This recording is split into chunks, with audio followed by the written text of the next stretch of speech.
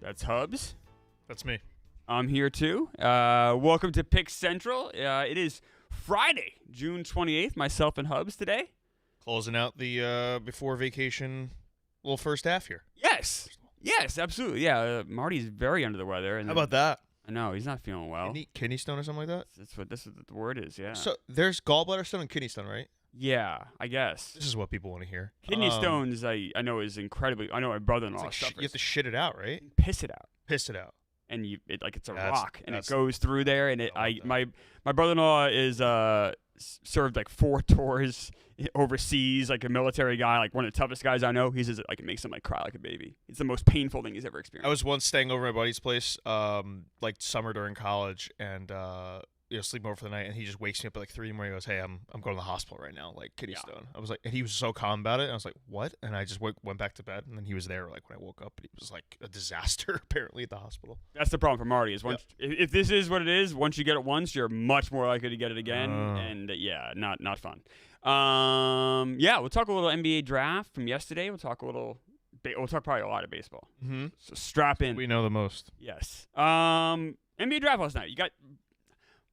I asked yesterday on the show, did Bronny make a mistake by entering the draft? And clearly he did not. No, he knew. They had like 2 or 3 commercials like ready to go. They knew this was happening. I'm kind of pissed off at my Celtics. They thought they were gonna do something. Drafted right for him. If Red Auerbach they don't want to still disrupt in the charge, league like that. You take him. And you know. But Rich Paul is so in power that like if you piss him off, like that sets off like a wave of. Fuck him. All right. It's just like I love that he's threatening the league. If you take him, he's going to play in Australia. It was outrageous. Okay. No. I'm saying that was outrageous. Like, and have fun in Australia forever because the Celtics still own his rights. It's not like you can play that out. I would have drafted him and texted him a picture of like Australia on a map. Yeah, like waves like bye, have fun. Have a Foster's. Put a shrimp on the barbie. I do think it's really cool. As much as we can laugh. I mean, it's crazy that LeBron's going to play with this kid. He was average. Like there's that graphic. He's averaging basically the same numbers he was when he was a rookie that he is now. No, it is insane. This has happened twice in baseball history. It happened with Ken Griffey Jr. and Ken Griffey Sr. But by then, Ken Griffey Sr. actually, when Griffey Jr. entered the league, he was still in the Reds. He got cut by the Reds because he wasn't very good anymore. He joined the Mariners, had another year and a half where he played with Ken. It was cool. It was a cool thing. But, Ken Griffey Jr. by that point is a 4th outfielder. And It happened with Tim Raines and Tim Raines Jr. By that point, Tim Raines was really at the end of his Hall of Fame career. He was, just playing out the string. This is the first time we've seen someone who's still a very dominant player play with his son. But the other side is his son is not as good. Yeah. Like once LeBron leaves, what is Bronny? Is Bronny even going to exist in the NBA? That's a question. Honestly, who has a longer career? Who plays? Who's out of the NBA first? Bronny. I mean, no, sorry, LeBron. All right. I don't know. Bryce is going to be sick. His other son is actually awesome and going to be a lottery pick. Bryce Maximus. That's crazy. Taller. He has goggles. I wish if he just got rid of the goggles, I think he'd be better. But I like goggles. Horace Grant, the Bulls used to wear goggles. Never liked him because of those glasses. Oh, I like goggles. Yeah. But no, his other son is taller, more skilled, better. I think he's 2 years away. Jeez. Is there a chance that all 3 could play together? Yeah. LeBron James could. 2 are already there, so yeah. I always ask this question about legendary players like Ted Williams or certain guys. David Ortiz, you could say too. Some of these guys retired when they were still very good. They could have kept playing. If Ted Williams really wanted to do the Ricky Henderson route, he probably could have played till he was 50. Maybe right. Especially he played before DH. But you get my point. So you can really, if you're willing to put your pride away and you're willing to be the 12th man on the bench, you could play forever. Oh, and LeBron is a decade away from being the 12th man on the bench. That's what I mean. So he could. But now he has momentum to keep going. He could play with motivation. Yeah, he could play with 2 of his sons very easily if he just wants to. He did sign this 3-year deal. It's I guess the question is, does he go past this 3 years? Or he's about to sign this 3-year deal. It's 3 years, 160, 150, which is an insane amount of money for him. Insane amount of money for LeBron? Yeah. Why? The moment you sign that with the Lakers cement that they have no chance of winning the West. You just can't build a roster with Davis and him making that much money right now. I agree with your. Although the TV money helping everything go. That's the thing. But I don't know. It's still those guys just aren't. We just saw those guys play basically a full year together, like healthy and all that, and they weren't even close to like a real title contention. Well, this is the daily struggle I have on this show with these guys. These guys are like, oh, it's fine because the LeBron James is good. 10 years I don't know what ago. they can add. They're going to get creative with a trade. I'm sure they're going to add a third piece. I don't know what it's going to be. But there's the TV money though, like you said, the $50 million. You're right. Shoot everything up. That's crazy. But in 2 years, $50 million might be a bargain. Yeah, that's TV true. money is going to change the landscape. You would just prefer to give that contract to someone younger and I completely agree. Yeah. No argument here. Anything else that kind of stuck out to you? I love the Knicks pick. Tyler Kolek's the guy I wanted. I wanted him the tail end of the first. I got him in the second. I think he's a perfect backup point guard. Like you literally, go into the draft and let's go get Tyler Kolek, and they got him. So I'm thrilled about that. Everything else is whatever. Yeah, no, it was I don't think it should be a 2-day draft. That's Adam Silver for you. One of the worst commissioners there is. Why do you hate Silver so much? I think he's just an idiot. I mean, we have some bad commissioners. This type. Yeah, we do, but I think Manfred's saving grace was all the pitch clock stuff and You mean Theo Epstein's ideas? Yeah, but whatever. Manfred's gonna take the credit for it. But Manfred does a lot of bad stuff. I'm just saying that's helped him a little bit. Yes, more it helped him a lot. popularity. Helped him a lot. The pitch clock is the best. I hate most things that Adam Silver does. Okay. Baseball. Baseball. All right, strap in, kids. Baseball. Your Yankees are. We got 7 minutes of basketball. There we go. Mix it up. A little variety. The Yankees are. So Carlos Rodon, is he just broken? So Chris Kirschner of The Athletic wrote a pretty interesting piece last night that Rodon's fastball is just getting teed up on. People are sitting on it. They're jumping on it. Obviously he used to be his bread and butter. He was a power pitcher with the White Sox, with the Giants. And right now that fastball is just not being effective enough. He's throwing it too much. And then if you see in innings 3 through 5 yesterday, which I doubt anyone watched because they were down 8-0 at that point, but I was watching, he went way more off speed, started to work backwards a lot. Like Coney was almost coaching him from the booth and be like, wow, you're pitching now. Almost mocking him. And he actually was way more effective. And then in Kirshner's blog on The Athletic, his off-speed stuff is playing at 89th percentile in all of baseball, and his fastball is the worst. So it's dude, why are you waiting so long to rely on your other stuff? But you can't. Okay, so two things to that. Two points there. I want to argue that. First off, it was 8-0, so they're up there hacking. B, if you can't rely only on that's not slop. just yesterday. It's all season. No, I know, but you said he changed how his pitching right. approach. But then I'm telling you, there's also a stat. I know, but you can't just rely on off speed stuff. No, it's not relying on it, but it's just working it more into the mix. Into That's your fair. Arsenal, and switching things up more rather than just relying on your fastball.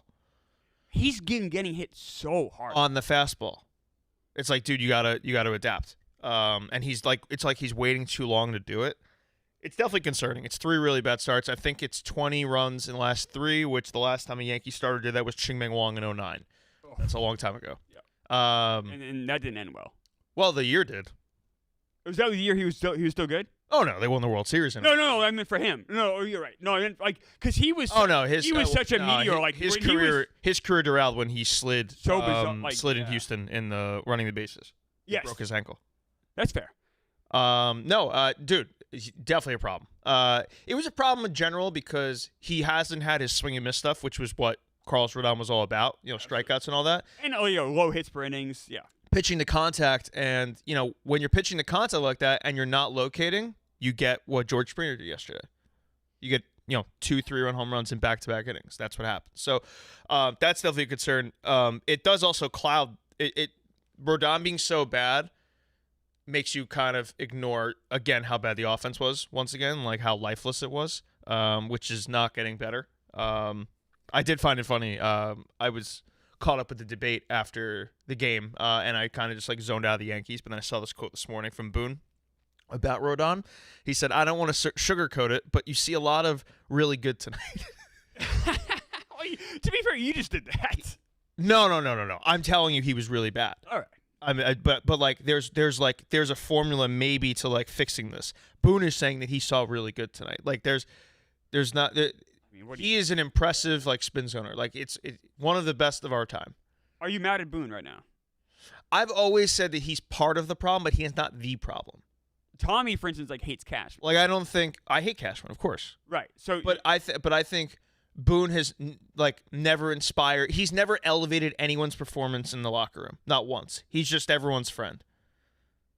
Now, then you can get. they're to also argument. professionals. So, is that the manager's job, or is the manager's job about strategy and trying? Oh, he does no strategy. That's all analytics. He does a good job with bullpens. I know it's analytics, but he does. Up until even this year. I mean, well, this year maybe not as much. But This year, no, last year, I'd he say did a good actually job with this the year he's done a great job with the bullpen. It's just lately no one in the bullpen has been effective. So it's like you can't navigate it. He even admitted that the other day. He's like, I have trouble figuring out who's able to go and when we should put them because of basically how shitty everyone's been. But in the first 2 months, he was great at using the bullpen. But in terms of being a leader, that's just not a guy that I look at as a leader. But again, that's not the problem. That's not why they're losing these games. It's the player performance. Yeah, they need to improve. And so, look, the Yankees. It's tough because they've been so horrible and they look so terrible. But on the flip side, in April and May, they were so good. They were so good, and I was looking at the lines here. On who? So right now, the Yankees and Orioles are in a virtual tie for the division. Yeah, and I mean. But I think the Orioles have it, percentage-wise. But right, it's. As I said, virtual tie. It's neck and neck. It's fine. The Orioles are technically in first place finally. Yeah, I think for the first time since early May, I want to say. Yeah, I call that a tie. But if you look at the odds, the Yankees are minus 185 to win the division. So I think that might be just they're realizing they're going to get Dominguez at some point in there, and Dominguez will be a difference maker, no doubt. Cole will figure it out. I'm assuming Cole is a long-term, they have faith in that, and they're very clearly going to be very aggressive with the deadline. They have no choice to. With the Soto uncertainty, you have to say, do I think Juan Soto will be back? Yes, but you don't know. You don't know what Steve Cohen's going to throw out or whatever. So you have to treat this year with Cole there, with Judge there. Those guys are getting all in. Right. So I think that's factoring that in. Okay. Also, Orioles, we talk about this all the time. Starting pitching is an issue. It's a real issue. And how aggressive are they going to be?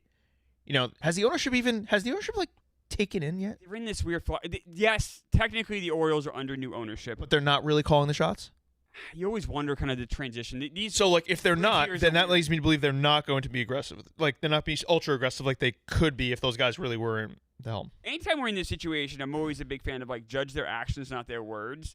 And what have the Orioles done since the new ownership has taken over from just no mouthpiece? Just what have they done from now? Look, I get it. It's not quite even July. It's hard to find partners to make trades with. It's hard to do. But we talked about that yesterday. I haven't seen them spending money. But it's not impossible to make a trade. I mean, the Padres got Julio Rice.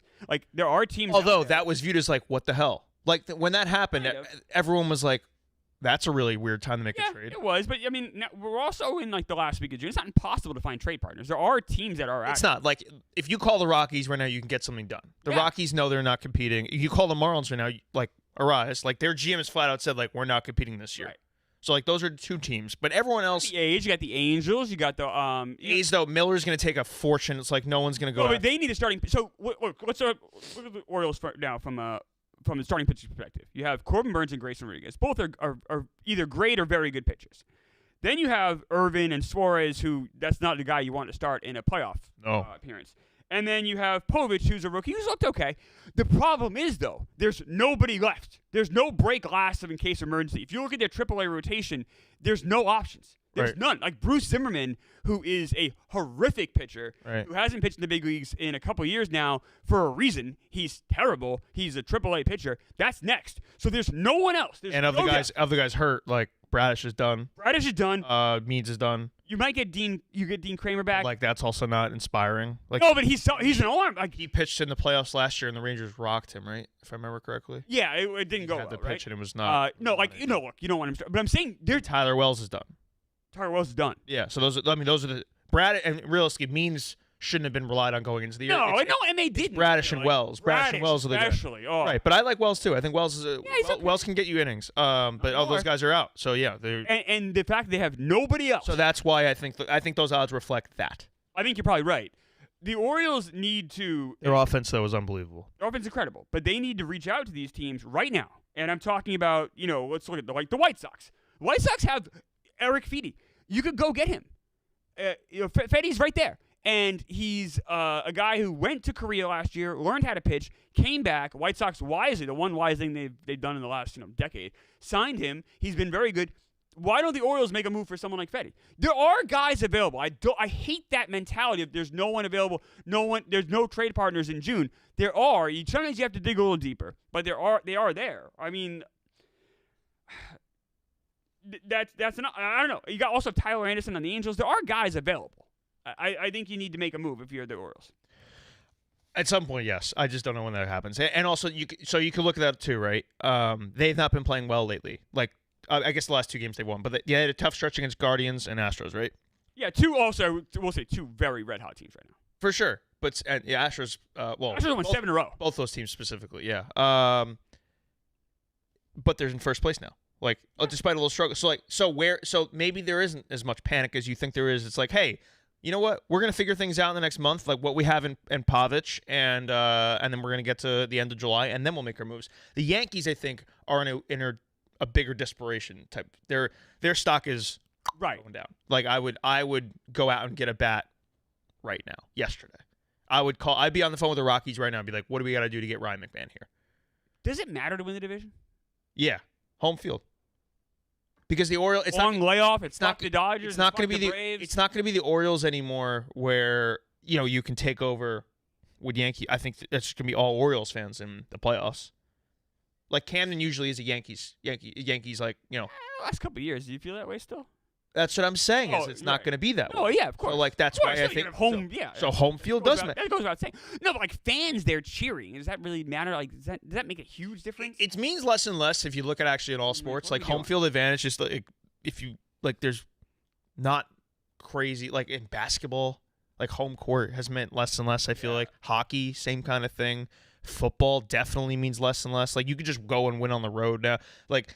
I don't know, but baseball might be the one where like home field does mean. Well, here's why I think home field matters, and not because fans are cheering or saying boo boo. I think it matters. Of course, you don't value that. I don't, because it doesn't matter. You're not a player. You've never experienced that. True. Neither you. No, but I tell you, if you talk to players. Well, here's why I think. Well, I can actually provide value of why I think it matters. Let's say you're a team like the Yankees or the Red Sox, and you're building a team because you play in a stadium that.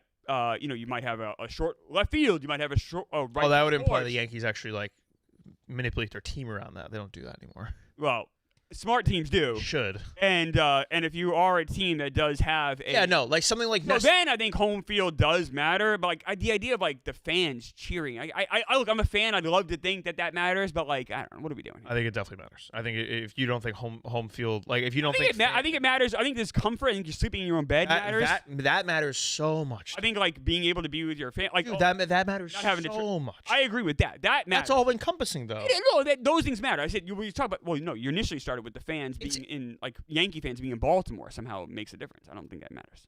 I don't think that matters. Well, no, as I was saying that Baltimore being home in the playoffs this year is going to be different than like in previous playing in Camden Yards. Yeah, it was like almost a safe haven for the Yankees. Now it's going to be fully hostile enemy territory. They got the splash show and they got everything going on. They do. And they have a little bit of playoff experience. I think it's good for baseball. I think it's very good for baseball. I also think, and Tommy will hate me for saying this, but like the Mets getting back in contention is good for baseball. Like when the Yankees and Mets are both good, even if the Red Sox want to continue this surge, that is good for baseball. I hope both you and the Red Sox meet your demise in horrible fashion. And I'm sure you root for the same thing for me. But all of us being in contention is very, very good for the sport. Baseball is better when the Yankees are good.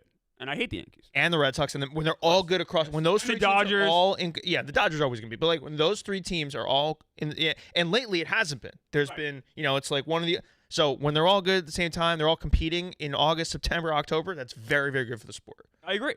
Like the last year's playoffs were nothing. Yeah, I mean the Diamondbacks. I mean, listen, we will always love the playoffs. Yes, I'm talking for the the casual fan probably can't tell you who won the World Series last year. They have to think hard, or tell the casual fan can't tell you who both teams were in the World Series. Yeah, the Diamondbacks and Rangers, that's not gonna probably. There's not many memorable moments, from any of that. Yeah. I mean, you're right. You're right. At the end of the day, like the ratings prove you're right. Like the casual. I'm not a guy who just like roots for ratings. I don't like. Oh my God, Twitter, let's go. Ratings are up 10% in the last year. Like, what does that do for me? It's more just like the excitement of those teams and those fan bases, that helps the sport. No, I don't argue that at all. Big markets, you want to have them shine. The Mets.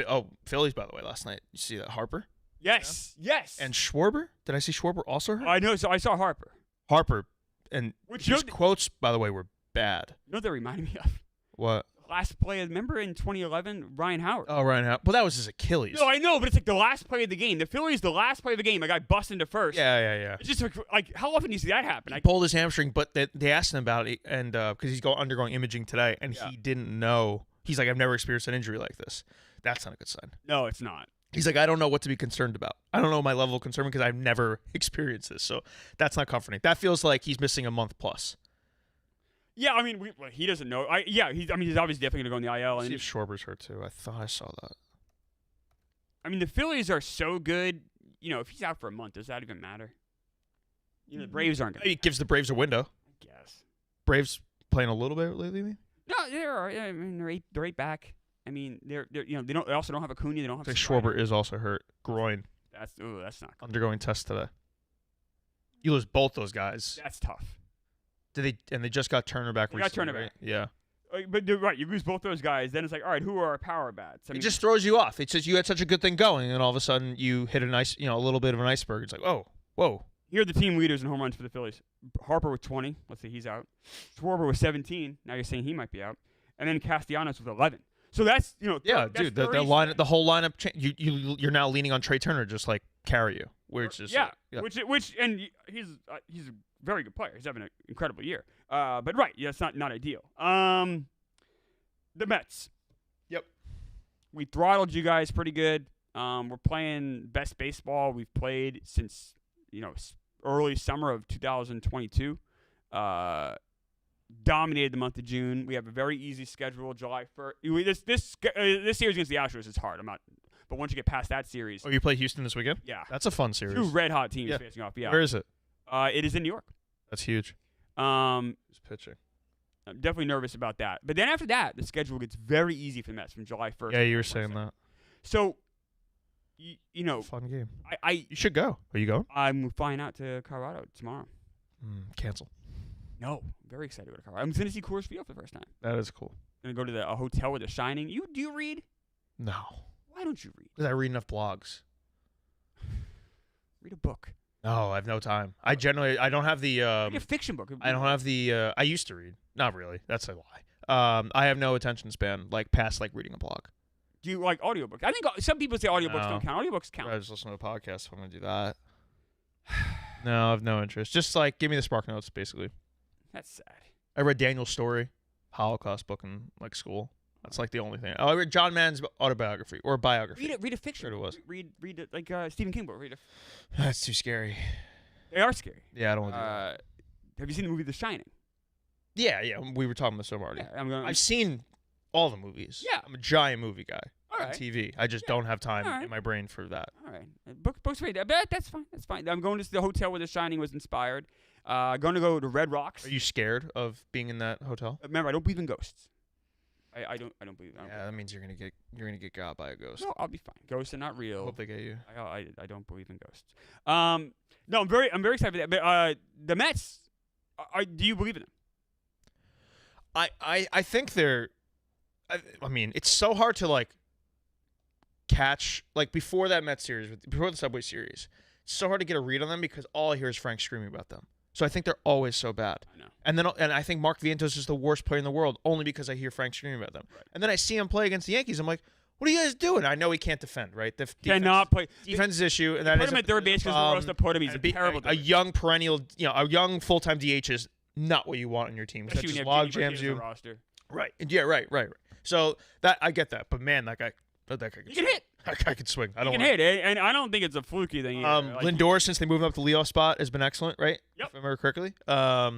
And honestly, since he's been a Met, his numbers his whole career has been great. Very good. Weird. Pete, the question will be, and we talked about this. I don't even know where we were talking about this, but what do the Mets do at the deadline? Well, now you got to buy. It's funny. I wrote a blog a month ago saying, but it can change. It can change in a month. It can, but I think the schedule is so easy. It won't. Schedule's easier, right? So you become a team that hey, maybe you could have sold JD and Severino for some prospects or whatever, and further do what you did last year at the deadline. Or do you now? What's the Senga situation? August. That feels like it keeps getting pushed back. It does. You see, if you had Senga right now, Yep. that's a whole different. That's a whole different situation. Or if you knew he's gonna come back and all, if you're 100% sure, it's like, all right, and you're like, okay, bye, no problem. Now, like uncertainty with that, and then they also might do the cash in special and be like, we didn't do anything with the starting pitching because we feel like Senga in August is it. Well, no, that's a will punch. That's GM speak. That's cheap owner speak. For sure. Cashman does it all the time. Oh, it's the best deadline acquisition you can get. It's like, no shit, he's already in the roster. Right. Fuck out of here. Right. But like a team who's uncertain may say that because they're like, well, we kind of didn't know what the fuck we were going to be anyways. They're not going to say that out loud, but I don't know. No, I think with Cohen, you're aggressive. I think you go out and get something. I don't know how big, though. How big game hunter are you going to be? Are you going to be? I mean, do you go and you're a wild card team. You're not division, obviously. Oh, absolutely. So no matter what, you're playing in a 3-game series, and you got to win 2 or 3, and then that's just to decide if you can keep going in the playoffs. And like that's a little bit of a, and you're probably going to be on the road. Yeah. I mean, yeah.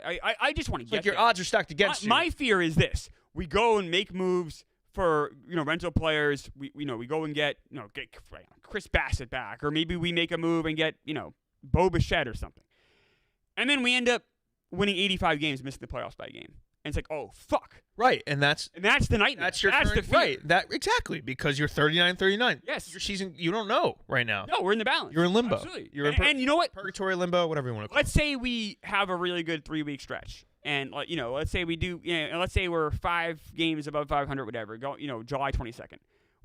Season's still in balance because then the schedule does get a little harder. What are your odds right now on DK to get in the dance? Not great. I think it was plus 200. Let me see here. Better than it probably was 2 weeks ago. Oh yeah, it was. But I mean, it's still like, do you want to mortgage your future and or miss an opportunity to go out there? You got to look at the teams you're going against. Plus obviously. 205. There's a lot of teams.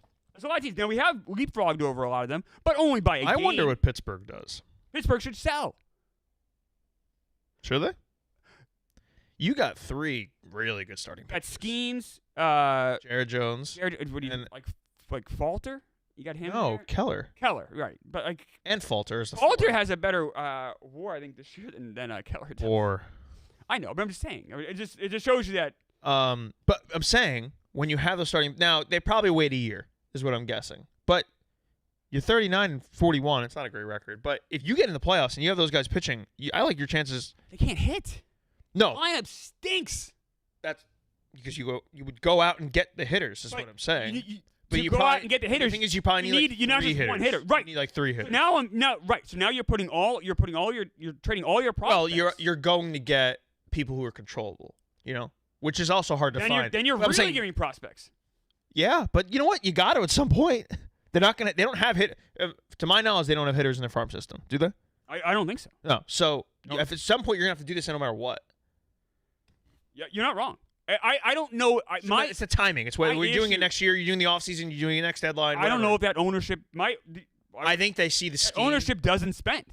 Yeah, but the Skeens thing never changed. I don't they haven't had someone like this since Cole, and I feel like he's a bigger deal than Cole was when he first burst on the scene. Skeens. Yeah. He is. He's a bigger deal. Yeah, for sure. But they also had a guy. They had Cole. They had Tyon. They had guys, and they still fucking sold them all. For sure. This ownership is so horrible. Yeah, they suck. And they don't even promote him, as I wrote in my blog last week. They literally don't promote the guy. Did you see that? No. Skeens started on Sunday. Okay. It was the game he ended. He was the final pitch was 102 miles an hour, a fastball, a strikeout. It was his 8th strikeout of the game. He went 7 innings. He gave up 1 run. It's actually the first batter of the game. I believe the Yandy Diaz a solo shot. Didn't give up another run. They ended up losing the game 3-1. Their tweets from the main Twitter, which has 800K followers, was the lineup of the day. So everyone you have to squint to see the Paul Skeens starting. It was they put the Bednar on the IL. Yep. That was the next tweet. Then it was Brian Reynolds' solo shot home run to tie the game, or whatever it was, and then the final score. There were 0 Paul Skeens highlights off the. And he was dominant. Now I get that Twitter is dying, or whatever. Not the you want to grow on TikTok and Instagram, whatever, and they posted once on each of those a Paul Skeens strikeout, the same strikeout. But like, I compared it to, not to bring everything to the Yankees, but if Paul Skeens was a Yankee, yeah, you would have Martin Scorsese rip a 5-minute sizzle reel to start the day that it's Paul Skeens Day with all his highlights, and then every single strikeout you'd have 5 different angles of him, And it would be the world would hate Paul Skeens right now with how much we were shoving him down your throat. But when you have a guy like Paul Skeens, that's what it should be like. Absolutely. He's entertaining. People love him. You want to bring in the Livy Dunn aspect. There's a whole different audience too watching that type of guy, following him. And the Pirates don't care. Now, it's something where the Pirates don't invest in social media. They don't care. That's a problem. It is a problem. And that's the ongoing issue that MLB has with marketing their players. You can see it right now. With Paul Skeens. It's a great example. No, I don't care. It's crazy. It blew my mind. Does he pitch tonight? I think he pitches tonight.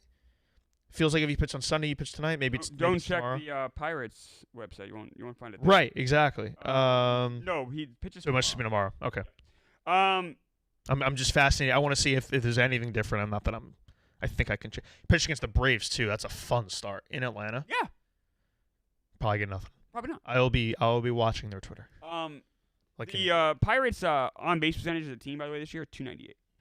No, it's horrible. They have probably the I don't worst think, offense. You can't win. The Rays have a worst offense now, or the Rays are really bad offensively. We might be lately. The White Sox have. Oh, right. White Sox I forget they're a team. The White Sox, by the way, their team on base percentage. The White Sox are so horrible. 278, by the way. The White Sox. They play the Rockies this weekend. They do. That's a fun series. I went to that stadium for the first time on Monday, and it was just frustrating. Like there's like what do they call that? It's guaranteed rate. Yeah, right. I call it New Comiskey. People call it the G spot. Yeah. All right. I may have just made that up. I don't think I did. Yeah, I doubt you did. Like there's plaques there that have been like worn away with time. They have banners that have rips and like tears in them. Like the ownership, Jerry Reinsdorf, this 88-year-old man who has no business owning a baseball team. It's just like it could be something really special, and it's not, and it's all his fault. He is the worst. The people there, the staff, couldn't have been friendlier. The fans were great. A bunch of them sat through like a 25-minute rain delay. It was just like it was good people, and this stadium that could have been awesome. And I felt it was like lazy, and it really pissed me off. I'm happy they failed because all I heard from White Sox Dave for like 5 straight years was like fear the league or whatever the fuck it was, and they were just so why get mad at him for enthusiasm? Oh no, I like when he's wrong. He's wrong a lot. I know, it's fun. Fun to watch. His baseball trivia takes are wild. Also, like he would just go at the Yankees for like no reason. Like, all right, guy, whatever. Well, fuck the Yankees. Though. Yeah. What do they do? Did they trade Robert? I think you trade. That might be the biggest name that moves. No, a Crochet. Hitter. Oh yeah, Crochet's the interesting one because he's under control for 2 more years. You always trade the start. You always trade the pitcher if you can because that guy blows out his arm, in the next month. Then you have no value. Even if he doesn't, he's there 2 more years. It's not gonna be good in 2 years. Why? You don't think there's any sustainability with Crochet? Well, his contract's out in 2.5 years. Oh. So, I think you're saying like he's running. Oh yeah. Obviously, the see. earlier you trade him, the more value you have. Right, Yeah. Trade him like that's what I hate some teams wait so long with that shit though. Like that you should.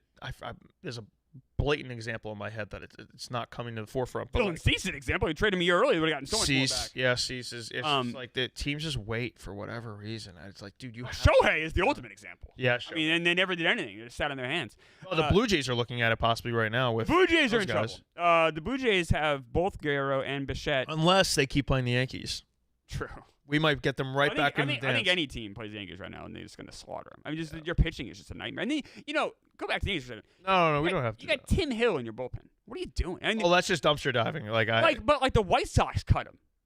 Like, that's crazy. Well, the Yankees picked him up. You see what they did with Clay Holmes, right? Like, they took a guy who was no one even knew what Clay Holmes was doing in Pittsburgh. He was just walking a billion people, and they're like, basically what they do is they zero in on like 2 pitches. You're throwing 4. They're like, hey, eliminate these 2, focus on these 2, throw sinkers, whatever. At one point, is that the exception, not the rule? You guys also had Dennis Santana, who was a Mets cast-off. He sucked. You guys keep getting these like Victor Gonzalez. They cut. Because they have to cut these guys because they suck. Tompkins actually has been horrible. Tompkins been good. So there's like it works sometimes. A guy like Ian Hamilton, yes, hurt right now. And actually hasn't the best year, but last year was excellent. Yeah, Luke Weaver has been very good. Luke Weaver's been very good. So, I'm naming some guys here. Like there's, all right. But my issue with that is they do it too much. You need to add actual names to this. Now they have a dude. I hate that we're talking so much with the Yankees. I know no one wants to listen to this, but Scott Efros is a guy they acquired from the Cubs 2 years ago. I want to say. Yeah, 2 years ago. Right. Immediately had Tommy John. Yes. But they have like 6 years of control with this guy. Like they have him through like 2028. Finally. Rehabbing. He had a back thing in the offseason that delayed him even more. he's like a few weeks away from that. That's a guy who actually, when he comes up and he stays healthy, it's like, okay, that we just got up for us. That's a guy who can swing and miss. All this, good. That's not Tim Hill. That helps. No. I want to believe the optimist in me. I'm not optimistic at all. No, you're a miserable. I would say you're a miserable person. But the optimist in me thinks that by August, that bullpen looks a whole lot better with either some names in the minor leagues that you haven't seen yet that are the better arms, like a Clayton Beater if he's not traded. Will Warren potentially if he figures his shit out. They have some arms in the bullpen in the minor leagues, whether it be starting pitchers, minor leaguers, that can shape this better than it is right now. For whatever reason, in the first half of the year, they're throwing out the Tim Hills, the Dennis Santanas, and it's miserable. It's got to stop. I can't keep dumpster diving. Oh, you're absolutely right. It's too much. I want Tanner Scott. That's the name that obviously Tanner Scott and Ryan McMahon doesn't solve everything, gets you in the right direction. Yeah, that would help a lot. Because you guys already have the Soto, you have the Judge. You need these other guys. And you need like Gleyber Torres to start playing better. McMahon just seems so perfect.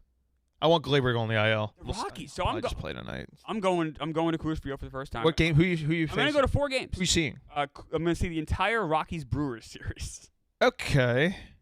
And this franchise is just so terrible. Like the decision. Dick Manafort, is that his name? Manafort, yeah. Like, what are they doing? Like, why? Funny name. The Chris Bryan signing was the funniest thing of all time. The craziest thing, they don't. Does he play? You just don't hear that guy's He's always name. hurt. He's hurt again. He's on the IL. Yeah, it's a problem. He's just always hurt. Which the Rockies don't make any sense. Like they don't. Besides rebuild. Tovar, I guess getting Tovar under contract when they gave him like a Braves deal. It's like actually deal makes a lot of sense. Only the smartest thing they've done in like probably 15 years. Like, whoa, who decided that one? Who spoke up in the meeting? Was like, let's get this guy done. Yes, they're like one smart guy. And he's pretty much their best player and their youngest player. Yeah, and the pitching. According to your WAR. Oh, also OPS plus. I look at other things.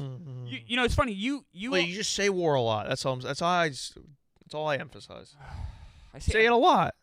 I don't think I do say it that much. I think you said it 3 times before I've like in this show. It was quicker than saying OPS plus.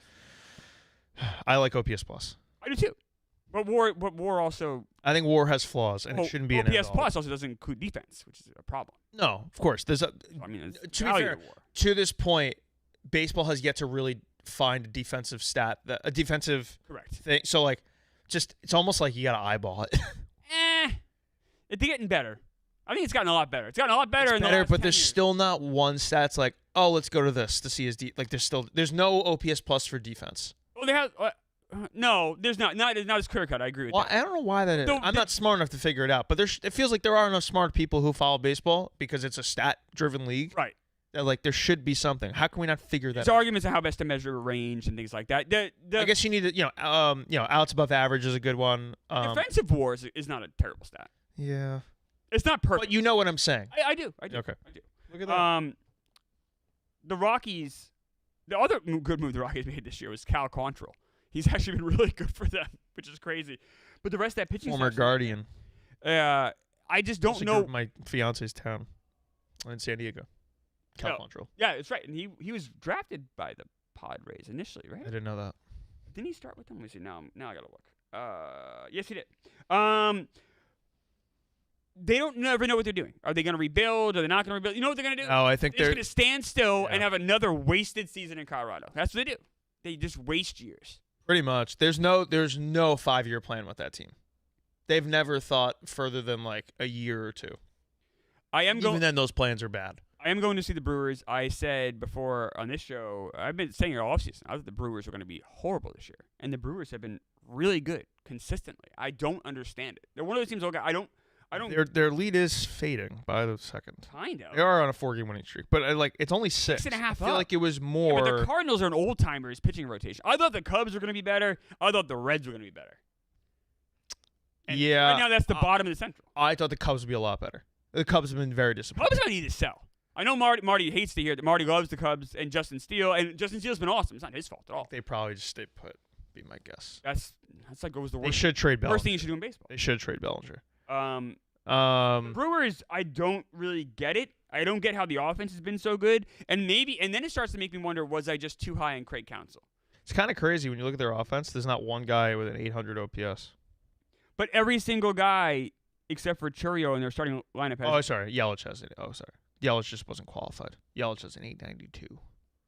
Right, but Joey Ortiz. Joey Ortiz 835. Joey Ortiz has been good for them. But every single guy is good. Like every single guy in the lineup. Their lineup is very consistent. And Their lineup, there's not many breaks, but there's not like you're not gonna be overwhelmed probably, but you're not gonna. It's not a smooth sailing at any point. Like 1 through 9, it's just like, well, this is annoying. yes. This guy can hit too. And the only break you have is Jackson Churio, who at any point in time can beat you. The thing that their pitching doesn't. Like, there's not one name on their pitching staff that probably jumps out. You know, we know Freddie Peralta, but he hasn't been lights out this year. He's been pretty bad the last right. So, starts. like, and Devin Williams has been out.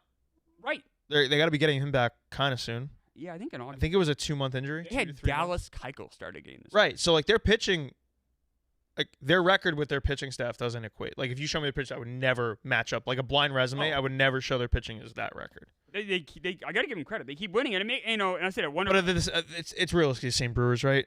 That team just folds in the playoffs. I don't know. There's nothing special. I don't even know. You look at something special. There's nothing special going on here. No.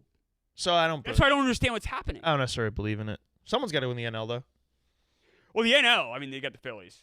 Obviously, depending on Harper, if it's the hamstring, it'll be. A lot would have. Yeah, it does seem. The Dodgers. Let's talk about the West a little bit. The Dodgers, the Padres have been okay. They've been through 3 games over. Padres have been a nice in the wild little card. surprise. Yeah. I'm happy they're competing. They're the 2 in the wild card right now. Yeah, and they have a little tiny cushion. I would think. Higgy hit a grand slam the other day. Happy for him. I want my Yankees and went over there to do well. I'm happy for Michael King. I feel like he's shown some good flashes. I don't know what his overall numbers are. Let's find out. Your guy, 7-5. All right, good. Your old friend Drew Thorpe is pitching tonight for the White Sox. Yeah, he's going through it. It's just like Yeah. you get traded to San Diego for Juan Soto. It's like, Right. oh, okay, cool. I was the centerpiece of a Juan Soto trade, and then you have to go to the White Sox. Yeah, but That's the only brutal. good news is and you're not pitching in and no competition whatsoever. you're getting a chance to play in the big leagues. Definitely. And he probably would have though in San Diego. I think the nice surprise to them has been Waldron, the knuckleball guy. Yeah, he's That's really interesting. That's been cool. Like, Yeah. and he's not like predominant knuckleball, and he throws at different speeds, and he throws a little bit harder. Like he's not Wakefield. No, if you're an older listener, you remember Tom Candiotti. He would throw the knuckle, kind of this knuckle curve. That's kind of what Waldron throws. It's beautiful to watch though. It fucking dances. It does, yeah. I forget. You're right. It's not Wakefield. It's not R.A. Dickey. It's more like this kind of off. Forget what hitter was talking about it. It might have been Jazz Chisholm. I might be completely making that up, but it was somebody who was on a podcast, and they were like, "That pitch was the hardest I've seen all year to hit." Yeah, It was knuckleball. It's like, It's and maybe on. it's also because you're not seeing it every pitch, so you can't time it as better. Right. And like you have to deal with different speeds with fastball, whatever. But yeah, he's got a 3.4.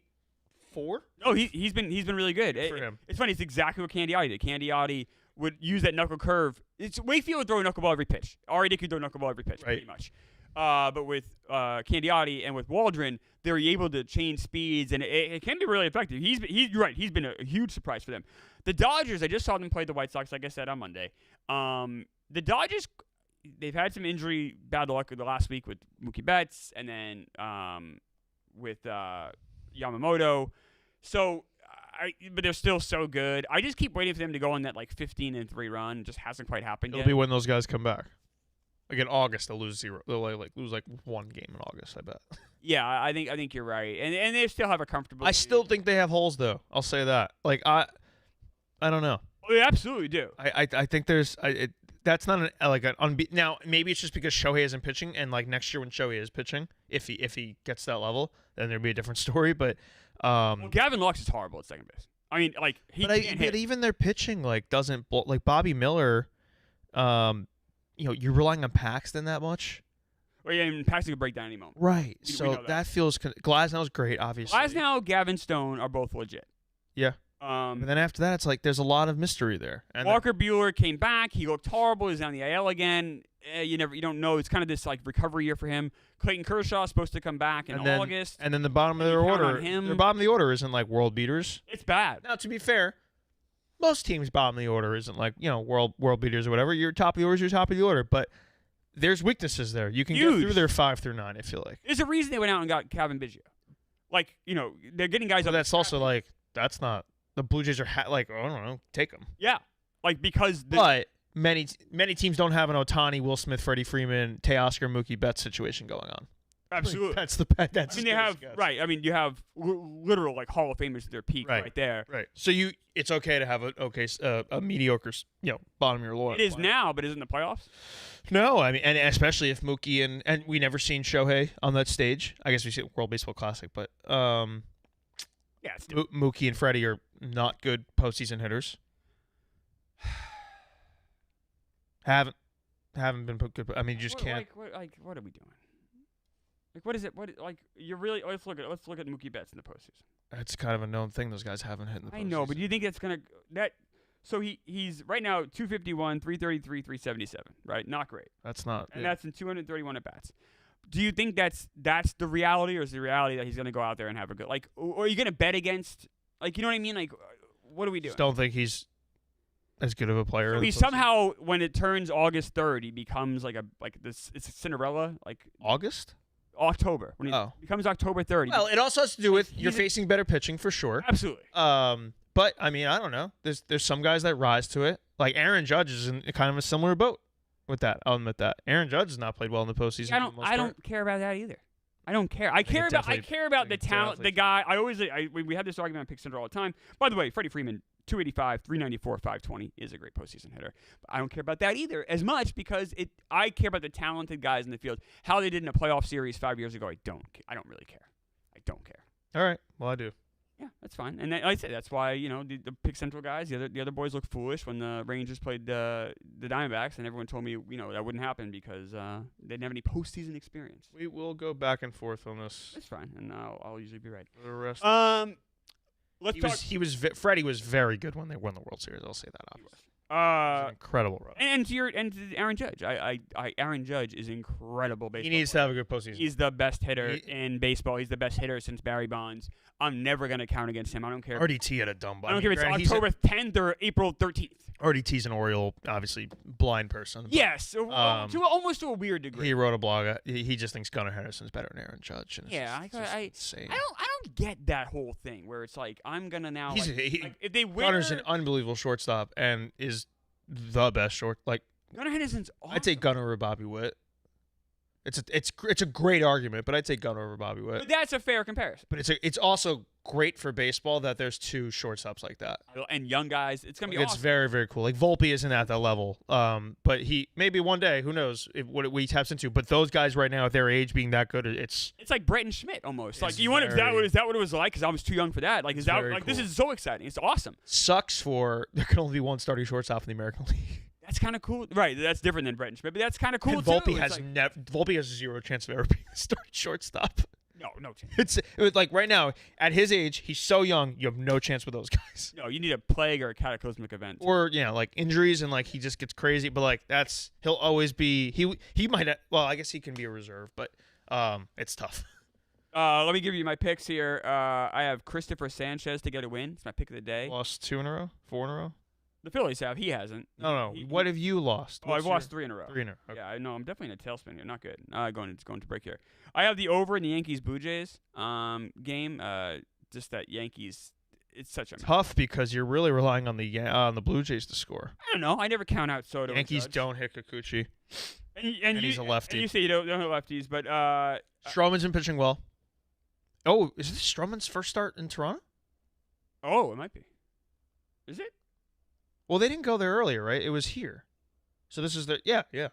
Stroman, by the way, his last 2 starts haven't been good, by the way. He did face Toronto in quality start his last start. Wait, what? I mean, he gave it 4 against the Red Sox in 5 6 innings. 2/3 and 3 runs to the Blue Braves is a good start. That's fine, yeah. And also, the one before that was bad. Sure. The Red Sox. Sure. Right, but you just said his last 2 starts. It's 7 earned runs in 11 2/3 innings. That's not good. Okay, his start against the Braves, and if you watch the start, the home run he gave up, it was like 8-1 or something like that, and it made it 8-3 or so. It was a it was like I think the last pitch he threw. He was pitching lights out. You also give up 2 home runs that start. That's okay. Okay. Yeah, that's okay. That's okay. It's a very good start. No, that is good. That's quality. Hey, if your pitcher goes out, the Minnesota start bat. Yeah, no, he hasn't been great, as I'm saying. Like he can, on the year he's been very good. I completely agree. On the year he's been a pleasant surprise. Him and Nestor have been a pleasant surprise, and they are saving that starting rotation from being a fucking disaster right now. Because those guys, when they go, you feel okay about your chances. Yeah, you can't argue that. He faced Toronto earlier in April, 6 shutout innings, if you want to factor that in. But it's on the road in Toronto. I don't usually care about that too much. I mean, I do, and I don't. What is that? Why? It's one start, and it's like, it's April. I don't know. I kind of care. I don't care about many things, it appears. About what now? You don't care about many things, it appears. Well, some things I think people overblow. Like I think it's easy. I didn't say there was an end-all be-all. I said it's like, worth noting. Things He I threw don't 6 care shutout about. innings. It's fine. It's fine. No, it's fine. It's fine. I don't not care. I don't not care. It's not like RBIs where I don't care. It's that whole thing. Do you care about RBIs? Yeah. You think it's It's doing your job. It's driving the guys in. It's like I recognizing the situation and driving those guys in. I care about that, but do you think it's like a predictor of future talent? No, I didn't say predictor, but like Okay. I think, but like to dismiss that stat is dumb. Why don't I? Well, I think it's doing. I think it's you are good with guys on base. You're driving them in. You're doing. But your we job, don't you're know scoring that. runs. You don't know that. RBIs don't tell you that. So here's my issue with RBIs is that it's not a fair playing field.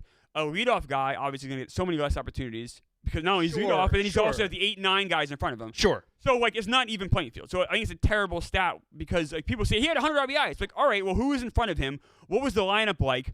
There's so many unknowns. That's why I don't like. Now, if you look at like batting average isn't great, but like on base, slugging with runners in scoring position, I'll look at that and I'll be like, all right, that is an example of someone doing their job. That I'm interested in. But the RBI. So if someone stat had very alone, good numbers with like runners in score position, I'm interested in that. You'd be like, oh, that's. Yeah, all right, yeah. What's going on here? Yeah, that's good. I like that. Yeah, Okay. absolutely. Is that fair? I think that's fair. If we did like a blind resume real quick Sure. to wrap this up, who would you say? Would you say someone 292 average? This is running score position. 292 average, 363 on base, 583 slugging, 946 OPS in 45 games. Wow. 80 plate appearances. 80? Yeah. All right. 72 at bats, 45 games. I mean, running score. You don't come into that too many. That's true. That's fair. That's this person this year. 151 OPS. Oh, This is obviously Giancarlo Stanton. this is Giancarlo Stanton. Good old Dobbs, always tricky with his ways. I know you're trying to get me. Trying to like. I'll give you credit. He's so proud of himself. I'll give you credit for Stanton for one thing. My whole thing with Stanton was he couldn't put a bat on the ball, but right before he got hurt, he started to be able to. Dude, he was doing his. He was actually hitting the ball. He is missing in the lineup absolutely right now behind Judge. No question about it, man. They are so bad 4 through 9 right now. They miss him so, and obviously the Jason Dominguez injury happening the same fucking time because he was all years like, okay, once Dominguez is in the minors and he does his rehab, he's coming up the moments in injury. Hurt. What's up with Trent Grisham? Why is he so bad this year? He actually, I think he has 10 hits and 5 of them are home runs this year, something like that. Very weird. I mean, he's a fourth outfielder. I know, but he's very good defensively. He is one of the smoother. He's a league average hitter usually. He is one of the smoother. Also, I think playing time factors into that. We're not playing every day. That's hurts. fair. That's fair. And I don't know if that's something you care about, but like It is. a player Routine is important. dude, Yeah. Huge. Trent Grisham was playing every day with the Padres. Like that's a little different. That makes a lot of sense. And I get, what, to your point where his OPS plus, it's actually not that much different. Dude, than last year. he actually hasn't been horrible. Like I would play him. I was probably too kind saying he was a league average hitter. He's a league average hitter. He's not a league average. 3 years ago he was. Yeah. He's a fourth outfielder. He's the definition of a fourth outfielder. That guy catching a baseball, like I know. He is the smoothest center fielder I've seen in like Harrison Bader has a little bit to that as well. But my God, like I just always am so calm when there's a ball to Trent Grisham. It's so cool being. It must be so cool having it be that easy for him. But I wonder if it's frustrating where he's such a great defensive hitter and like his batting average the last 3 years 184, 198, 145. Like it's so hard for him to have a contact in a ball, but then he can do this other part of the game so brilliantly. That must be frustrating. And like if he was like average as a hitter, he'd be fucking a very valuable player. Yes, but he's just not. Baseball's very hard. That's what it comes down to. Yeah, you're not wrong. Yeah, you know what the problem is? The reason I kind of hung on, I want Trent Grisham to be better than he is, I think. Yeah, he's just a fourth outfielder. I know, and I want him to like good value to him on a team, no doubt. I had the same issue with Jackie Bradley Jr. too. Although Jackie Bradley Jr. eventually did kind of figure out the hitting, at least for a couple years. Yeah. But some of these guys, same with Juan Garris and the Mets. When I see a guy I loved Juan. that brilliant defensively, like you said, where it's so easy, I want him to hit. I want them to be Willie Mays. I want them to be able to do it all, and that's I'm probably getting. I guess the aspect of it is they put way more emphasis into the defense than the hitting. Or maybe like some guys are great hitters that can't feel. Ted Williams couldn't fucking play defense. Right. And I'm on the Orioles money line.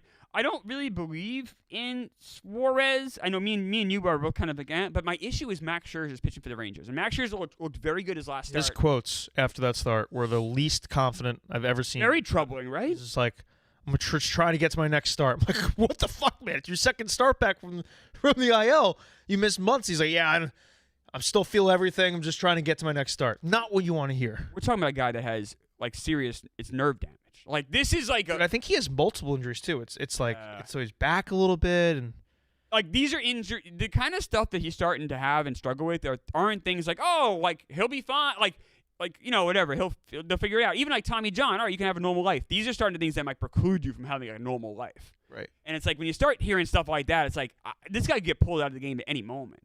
And also the Orioles can hit the shit out of the ball, and it's at home in Baltimore. So and the Oriole fans will be there, which we like. Orioles fans will be there. So I'm gonna go with that's my other. Give me the Giants. Logan Webb. I feel like he gets up for those Dodger starts. He's also incredible at home. I yeah. get nervous. His last few starts haven't been good. That's why I'm not pulling. A lot. Dodgers, I feel like, gets the so? pieces up a little bit. I feel like he usually, and don't bring up stats to negate this because he usually could be horrible against the Dodgers, but I feel like he's very good against the Dodgers usually. I know he has like a 2.12 ERA this year at home. Landon Knack pitching for the Dodgers. Yeah, Giants will scrape across a few. They won. I don't hate that. 4-1, something like that. Also, I'm not gonna obviously tell you to bet against the Yankees. But if you're betting against the Yankees these days, like there's no reason to stop until they show anything otherwise. Like that lineup, if they just pitch around Soto and Judge and Volpe, whatever, you win. Like the 4 through 9 is not beating you right now. So you don't like that over bet I had, huh? It would have to come against Stroman. I don't think they're going to hit Kikuchi. I think they can. I think either the Yankees bullpen will consider. The Yankees pitching is such a mess right now. The only saving grace is that they're like top guys in the bullpen are fairly rested, right? Holmes fairly rested, but also doesn't help you over. That's what I'm saying. But yeah, Weaver and Holmes haven't thrown in a few days. Canley didn't throw yesterday. Like it was. Rodon actually went 5. I love that Canley's one of your top guys. He's not bad. He's fine. He's not bad. He's fine. He's not like he shouldn't be your 8th inning guy, but like I'm fine throwing him in the 7th inning. That's fair. Yeah, they have issues. Any other picks? Is that it? I haven't been like too much dabbling in it, but I would say them, and then I mean Skeens is K-prop tomorrow until that that's just always a fun bet. You doing anything fun for the break? Newport for a few days. That's fun. Yeah. Rhode Island. That's exciting. Mm-hmm. Oh, there's all mansions there. Very pretty. Yeah, we're gonna check out the mansions. Maybe do like Vineyard for a day. I don't know what else. We just checked the weather. It's gonna work out. It's gonna turn pretty sunny. It's nice. It's gonna be hot in Colorado. I guess like one day it's gonna even hit 90. I didn't realize it gets that hot there. I'm pretty stupid with that kind of stuff, but it's like in the 90s. It gets very warm in Colorado. I couldn't tell you anything about their climate besides that there's snow on the mountains. Snow on the mountain and the elevation. I've never experienced this. You say it's gonna break me. Or you and Marty were laughing. I don't think your body can handle much adversity. Why? When have I ever called in sick here? No, it's not about that. I come in every day. I'm like fucking, I just don't think your frame can handle adversity. When is it not? I don't really see you do many physical activities. I do this. That's pretty good. I'm all compact. That's not handling. You're in a perfect climate at the moment. You're not doing much. Other people, I can do it on this chair. Look at this. I'm 44 years old. I can do all sorts of weird things. I spin around. I get all small. You're a strange man. But you know what I'm saying? That's pretty good. That's a sign of a guy that can do anything, can handle anything. It'd be a shame if the climate got to you. How did it get to me? What would happen to me? I don't know. I think it's gonna get to you. I don't get sick. Now there's gonna be a little bit in the back of your head, be like, wow, not at all. No, the climate. I almost want it's like. I say this. I'm either gonna die at 53 of a brain aneurysm, something like that, or I'm like immortal. And as I get closer, I'm gonna bet it's not immortal. Well, damn, like 106 or something crazy. Because I'm so odd and weird. Like I wonder if I don't know. I wonder if that's the alternative. Like I said, it's either like drop dead very young or just live. And I don't even know if I want that because anything after 90 does not look fun. Anything after like 75 doesn't look fun. Oh no, I disagree with that. I think the 70s is gonna be awesome. Like my in-laws are in their 70s, they still go on cruises. They have a great time. I think 80 gets a little shaky maybe, although but 90 seems tough. My grandpa was like mid-80s. He thought he was still in the war in Poland and escaping concentration camp. I don't want to do that. That's tough. 80s is a coin flip. Yeah, he's trying to go catch the train in our suburban neighborhood in New Jersey to escape Auschwitz. Like, hey, pal, we're just not there. It's very sad. Oh yeah. Why couldn't he be like stuck in a good time or something? You know, that's He had to escape the Germans. He had to survive the Holocaust. no, it's horrible. Like, why couldn't it have been like a good memory? You know what I mean? Like, why couldn't he be stuck in a good thing? Nope. That's sad. That's trauma. Oh yeah. That's trauma. why I don't want to go old. The trauma lasts. You know what I mean? You hear that like people are like it's the trauma that lasts. It's not like I had a fun day at the beach. It's like you're never stuck at the beach. Nope. This is a good note to end on. It is. Well, once again though, I'm very excited for Colorado. Thank